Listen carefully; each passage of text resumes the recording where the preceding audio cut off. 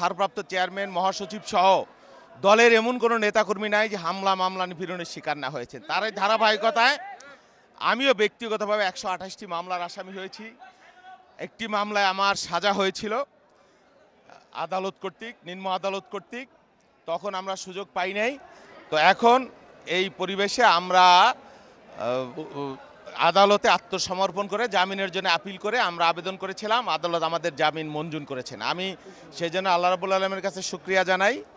আর আমি কৃতজ্ঞতা জানাই আমার দলের ভারপ্রাপ্ত চেয়ারম্যান জনাব তারেক রহমান। তিনি সবসময় বিপদগ্রস্ত নেতাকর্মীদের সাথে থাকেন, পাশে থাকেন। আপনারা দেখেছেন তিনি এই কয়েকদিনেই তিনি আমার খোঁজখবর নিয়েছেন, আমার মুক্তি চেয়েছেন এবং আমার দলের যে সমস্ত নেতাকর্মী ভাই বন্ধু শুভান্যদায়ী আমার জন্য দোয়া করেছেন, আমার পাশে ছিলেন, আমার জন্য সহানুভূতি দেখিয়েছেন, মুক্তি চেয়েছেন।